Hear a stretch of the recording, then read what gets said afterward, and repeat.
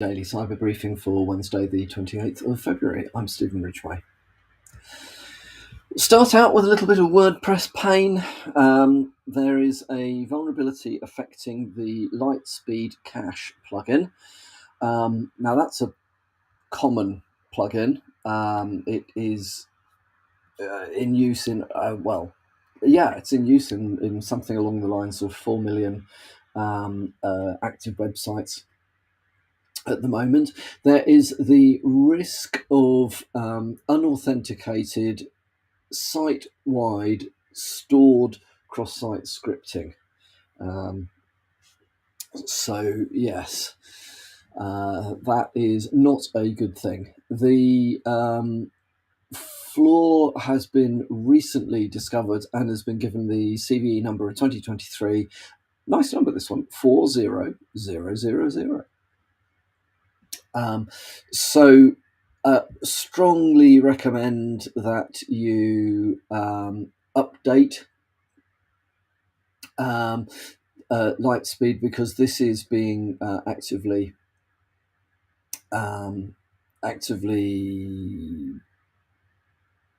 attacked. Yeah, that'll do. Now, bearing in mind, it isn't new. It's been out for a while. The patch has been around for a while, so you may well already be protected against this. However, if it's hit the cyber news sites, you can be pretty certain there will be people out there looking to compromise this. So worth having a check. And as always, said it before, say it again, WordPress, yes, you can set WordPress to also update. No, it doesn't always, in my experience, update all plugins properly all the time. So always worth going in there, or at the very least, making sure that you're getting your update and upgrade and notifications through, and you're keeping an eye on this sort of stuff. So keep an eye on that one if you're using Lightspeed on WordPress. So I also come across then a couple of articles, one in the Register and one from the Submarine Telecoms Forum, about the same thing. Listed both, I'll tell you why in a minute. It looks like there has been an attack on 4 subsea cables in the Red Sea. Now, this comes relatively shortly after the Houthi rebels had threatened to do exactly that, compromise subsea cables in the Red Sea.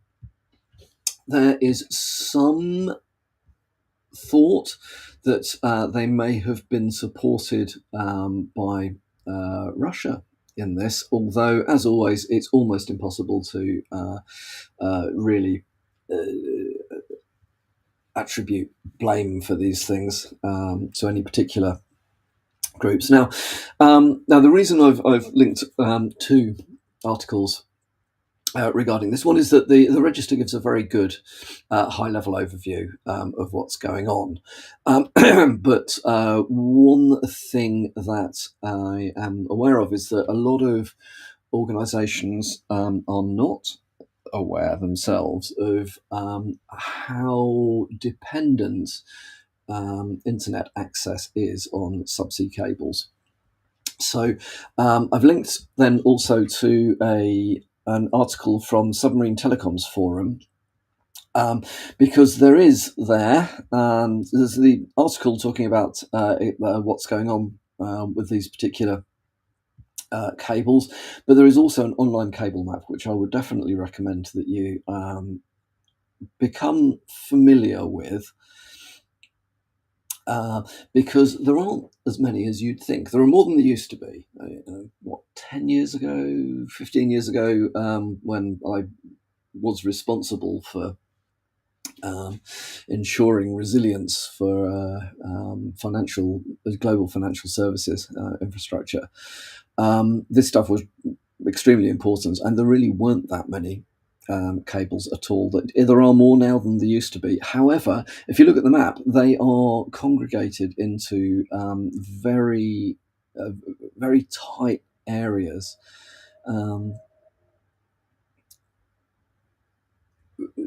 So if you look at the map, there is a real cluster of cables that go through the Mediterranean and then pop out into the Indian Ocean via Red Sea or wherever.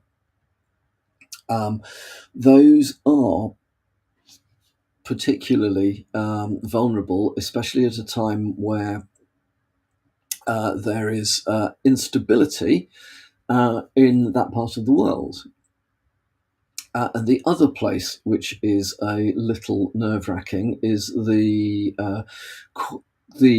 concentration of cables off the coast of China. So, from Singapore up to Japan, a lot of cables all go the same route.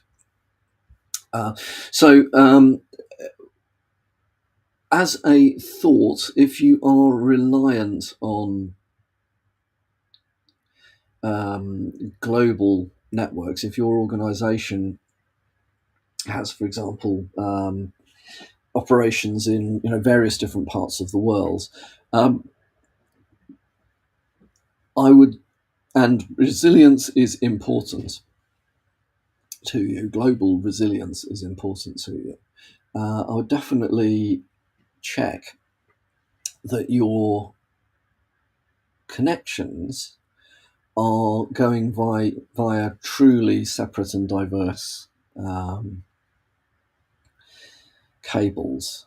So if you just let the telco make the decision, they'll put your traffic through, firstly, for them, the cheapest. Because bear in mind, you're buying wide area connections or internet connections or whatever it may be, but the people you buy it from don't own the cables very often. I mean, they might own the last mile, but if you're trying to get, let's say, from London to New York for data, there'll be a last mile provider, historically somebody like Colt, that will then take your connection to some form of interchange, internet exchange or whatever it might be. It will then have a long haul section, terrestrial long haul section, which will go over to somewhere in the West Country.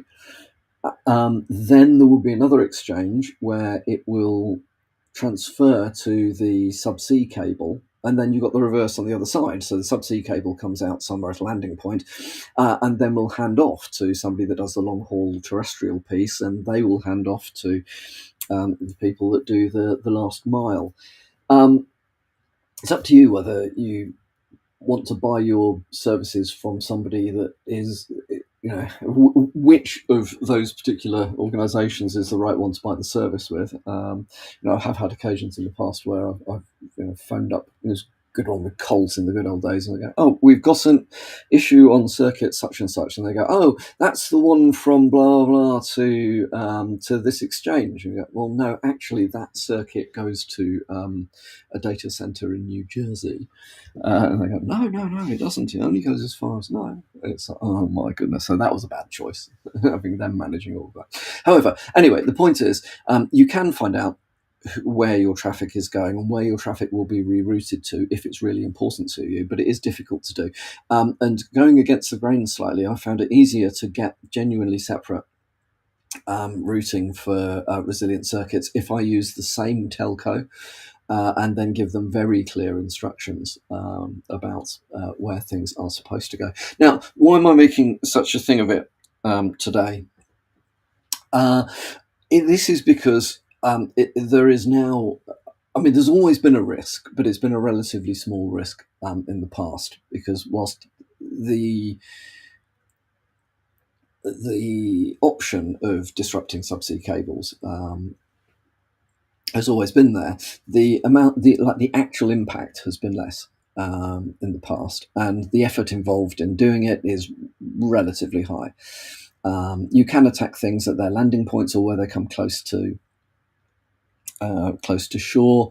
But those things, they're actually relatively easy to fix. The real issue is where something that is deep sea gets broken, and it can take months to even find the ends of the cables. I know I've had circuits that went out from Europe to Asia that got trawled up, not malicious, just got broken by deep sea trawlers, dredgers rather, not trawlers, dredgers.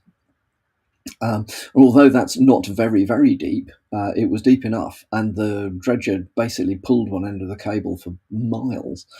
It took, I think it was 6 weeks to find both ends of the cable, and then there are only a handful of ships in the world that can do cable repairs. And the way they do it, by the way, is you find the end, you then haul that end up onto the ship, you splice in a new bit of fibre, and you then set off, putting it back down on the seabed, and you set off to find the other end, and then you do the same thing in reverse. You pull up the bit that's the other broken end, you join them back together and drop it back onto the seafloor. So every time there's a cable break, the cables get longer, which has an impact on things like latency. So, as you can tell, this is something that I've had to in the past spend a lot of time thinking about.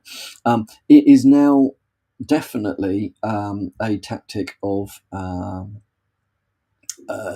countries who do not have the West's at heart, to be looking to disrupt this stuff.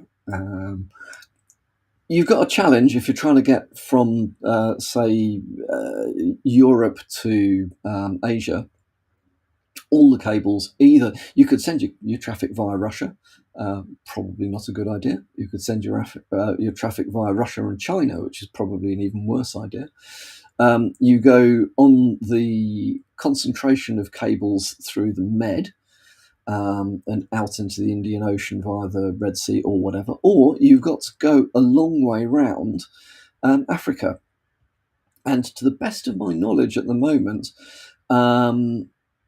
you can get your traffic down to Cape Town, but there's very little that goes round from Cape Town and then on to the Far East. So, yeah, it's an interesting challenge. Definitely something that's being targeted. Think about your resilience. The key takeaway with this is you can't stop people cutting cables, but what you can do is you can actually work out, where does my traffic go? What does matter to me?